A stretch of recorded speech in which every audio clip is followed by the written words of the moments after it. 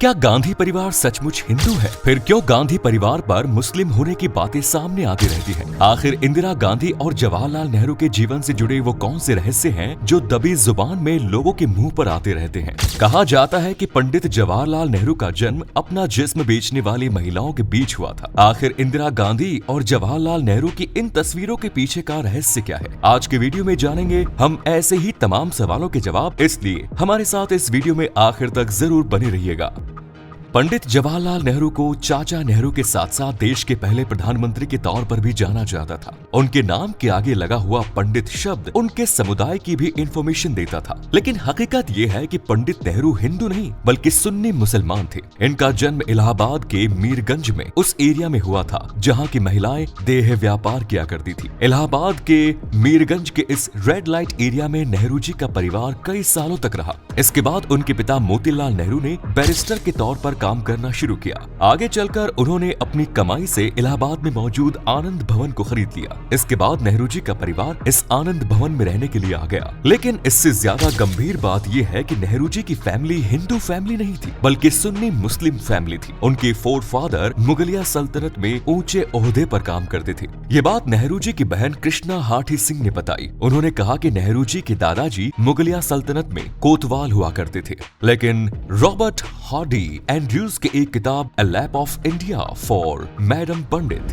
नाम की किताब में ये बात लिखी गई कि मुगलिया सल्तनत में हिंदुओं को कभी भी ऊंचा पद नहीं दिया जाता था। नेहरू जी के दादाजी गंगाधर नेहरू, बहादुर शाह जफर के जमाने में गंगाधर नेहरू नाम का कोई व्यक्ति एग्जिस्ट ही नहीं करता था। यानी नेहरू जी के दादाजी ने खुद ही अपने नाम गयासुद्दीन गाजी को बदलकर गंगाधर नेहरू कर दिया। नेहरू यानी कि नहर के पास। सवाल ये उठता है कि आखिर गयासुद्दीन गाजी को अपना नाम बदलकर हिंदू बन जाने में क्या दिलचस्पी थी? उनकी ऐसी क्या मजबूरी थी? तो आपको बता दें कि दिल्ली की मुगलिया सल्तनत को हराने के बाद अंग्रेज जिस तरह हिंदू राजाओं को मार रहे थे, उसी तरह उन्होंने मुगलों के शाही खानदान, सेनापतियों और उनके सभी बड़े लोगों को मारना शुरू किया, क्योंकि वो नहीं चाहते थे कि आगे चलकर कोई भी व्यक्ति उनके खिलाफ सेना खड़ी कर सके। यही वजह थी कि अपनी जान बचाने के लिए गयासुद्दीन गाजी ने अपने नाम और पहचान दोनों को बदल दिया और एक कश्मीरी ब्राह्मण का भेष रख लिया। उनका परिवार कश्मीर छोड़कर आगरा आ गया।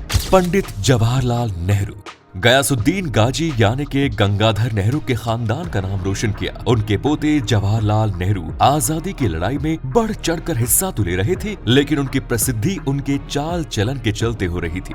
दरअसल उनके अपने पत्नी कमला नेहरू के अलावा और भी कई और महिलाओं के साथ संबंध थे, जिनमें lady Edwina Mountbatten, Sarojini Naidu की बेटी पद्मजा और बनारस की रहने वाली शुद्धा माँ जैसी हस्तियां शामिल हैं। पंडित जवाहरलाल नेहरू की रंगीन मिजाजी के चलते ही उन्हें एसटीडी यानी कि एक तरह का सेक्स रोग हो गया था और यही उनकी मौत का कारण भी बना। हालांकि कुछ लोगों का ये भी कहना है कि ये केवल अफवाहें हैं, लेकिन इस बारे में आप भी सर्च कर सकते हैं। अगर आपको कुछ और रिजल्ट्स मिलते हैं तो हमें कमेंट्स में आप जरूर बताइए। इंदिरा गांधी जवाहरलाल नेहरू की पत्नी कमला नेहरू टीबी की बीमारी से पीड़ित थी और वो धीरे धीरे मौत के करीब जा रही थी। लेकिन नेहरू जी अपनी रंगीन मिजाजी के चलते पूरी दुनिया में मशहूर हो रहे थे। इस बीच इन दोनों की एक ही बेटी थी, इंदिरा गांधी, जिन्हें हम आयरन लेडी के नाम से भी जानते हैं। माँ और बाप के बीच की दूरियों ने इंदिरा के जीवन को अकेलापन से भर दिया और इस अकेलेपन में जो भी उन्हें सपोर्ट देता था वो उनका फायदा भी उठाता था। इस मामले में उनके घर में जरूरी सामान और शराब की सप्लाई करने वाले फिरोज गांधी की किस्मत सबसे बढ़िया थी,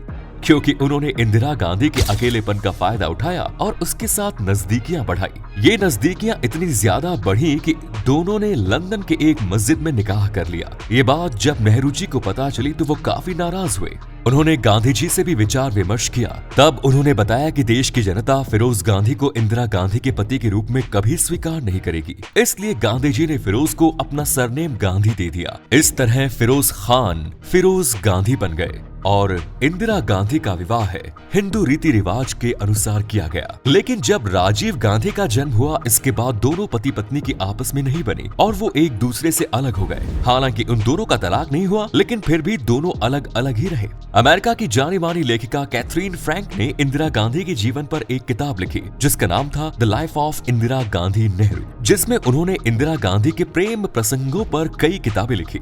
इंदिरा गांधी की प्रेम कहानी उनके स्कूली जीवन से ही शुरू हो जाती है। वो गुरुदेव रविंद्रनाथ टैगोर के शांति निकेतन में पढ़ा रही थी, जहां उनके संबंध उन्हें पढ़ाने वाले एक जर्मन प्रोफेसर के साथ हो गए। इन्हीं संबंधों की वजह से रविंद्रनाथ टैगोर ने उन्हें शांति निकेतन से निकाल दिया था। इसके बाद पति ने अपनी किताब में लिखती हैं कि इंदिरा गांधी के संबंध उनके पिता के सेक्रेटरी M.O.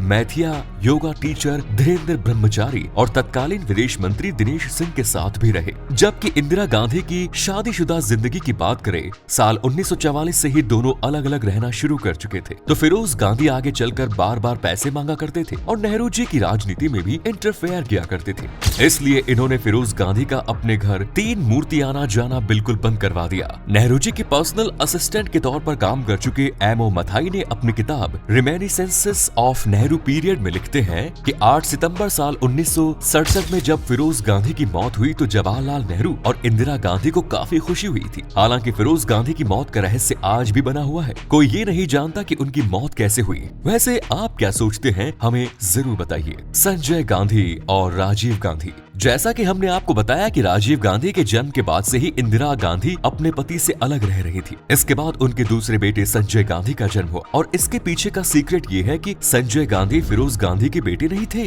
ये बात संजय गांधी हजम नहीं कर पाते थे। डेफिनेटली उनके स्वभाव में अग्रेशन नजर आता था। संजय गांधी का नाम भी संजय नहीं बल्कि पहले संजीव गांधी हुआ करता था। लेकिन एक बार जब वो लंदन में थे तब लंदन पुलिस के द्वारा कार की चोरी के मामले में पकड़े गए। लंदन पुलिस ने उनका पासपोर्ट भी जब्त कर लिया। उस समय लंदन में भारत के हाई कमिश्नर कृष्णा मेनन ने उन्हें बड़ी जल्दी छुड़वा लिया। लेकिन नए पासपोर्ट में उनका नाम संजीव गांधी की जगह संजय मेंशन था। संजय गांधी के बारे में कहा जाता है कि वो भी अपनी मां को अपने गुनाहों पर पर्दा डालने के लिए धमकियां दिया करते थे। संजय गांधी अपने स्वभाव के चलते एक के बाद एक कांड करते जा रहे थे। उन्होंने कर्नल की बेटी मेनका गांधी से मुस्लिम रीति रिवाज से शादी की और उसके पीछे भी मजबूरी ये थी कि मेनका संजय के बच्चे की मां बनने वाली थी, जिसके चलते कर्नल टैब्लो चैन सिंह आनंद इतना गुस्से हुए कि वो संजय गांधी को गोली मारने के लिए तैयार हो गए। ये तमाम बातें मोहम्मद यूनुस की एक किताब पर्सन्स, पैशन एंड पॉलिटिक्स में लिखी गई है। जिस तरह फिरोज गांधी की रहस्यमयी परिस्थितियों में मौत हुई, उसी तरह संजय गांधी की भी रहस्य परिस्थितियों में एक प्लेन दुर्घटना में मौत हो गई। अब बात कर लेते हैं इंदिरा गांधी के बड़े बेटे राजीव गांधी की। जी हाँ, राजीव गांधी को अब इस दुनिया में नहीं रहे, मगर वो अपने पीछे वो जिन 2 संतानों को छोड़ गए हैं वो है राहुल गांधी और प्रियंका गांधी, जिन्हें आज लोग ना जाने कैसे कैसे नामों से बुलाते हैं।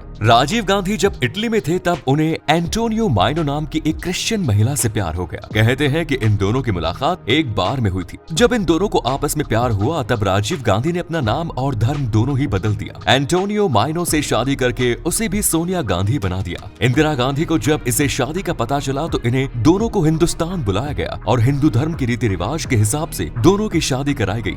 इसके बाद इनकी बेटी बियांका को प्रियंका नाम दिया गया और राल को राहुल के नाम से जाना गया। हालांकि यहाँ जो बातें हमने बताई हैं उनको लेकर लोगों के द्वारा ये भी कहा जाता है कि ये तमाम चीजें एक कॉन्स्पिरेसी का हिस्सा है। आपका इसके बारे में क्या ख्याल है? अगर आप अपनी सर्च करें और आपको कुछ नया मिले तो कमेंट्स में जरूर बताइए। फिलहाल दीजिए इजाजत, मिलेंगे नई वीडियो में। जय हिंद, जय भारत, वंदे मातरम।